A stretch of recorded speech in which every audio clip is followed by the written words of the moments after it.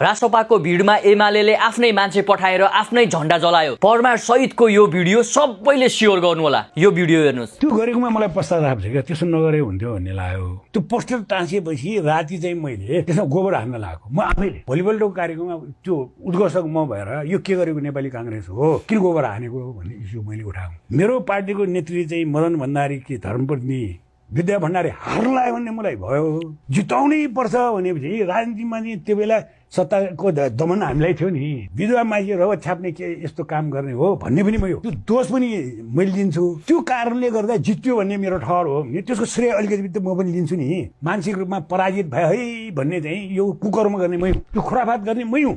कुरो बुझ्नु भयो नि। हिजो पनि भएको त्यही हो। नत्र भने घरबाटै एमालेको झण्डा गोजीमा लिएर कसरी आउन सक्छ के? यहाँ हिजो के भएको थियो भन्दा एमालेले सोझा साझा जनतालाई पैसाको प्रलोभन देखाएर आफ्नै घरबाटै एमालेको झण्डा बोकाएर त्यो भिडमा पठायो। त्यो भिडमा त्यो मान्छेले जसले एमालेको झण्डा घरबाटै बोकेर आएको थियो त्यो मान्छेले गोजीबाट एमालेको झण्डा देखाएर जलाउनु पर्छ भनेर उक्सायो के भिडलाई उक्साइसकेपछि जनतामा यति आक्रोश छ नि, एमाले काङ्ग्रेस र माओवादी देखेर जनताहरू यति आक्रोशित छ नि। आजसम्म देश लुटेको, आजसम्म देशमा भ्रष्टाचार गरेको आक्रोश, अनि त्यही माथि अस्ति भर्खरै हाम्रा कलिजा भाइ बहिनीहरू मारेको जनताहरूले अझै पनि बिर्सेका छैनन् नि त। त्यसैले त्यो एमालेको झण्डा जल्न पुगेको हो के। कुनै पनि दलको झण्डा चाहिँ यसरी जलाउनु गलत नै हो, तर यहाँ षड्यन्त्र पूर्वक जलाइयो। रासोपा भनेर जनताहरू उर्लेको देखिसकेपछि यहाँ खपि नसक्नु भएर आफैहरूले योजना पूर्वक झण्डा जलाइएको हो के। र अर्को भिडियो, यो भिडियो राम्रोसँग हेर्नुहोस्। राजाको मूर्तिमाथि गएर मान्छेले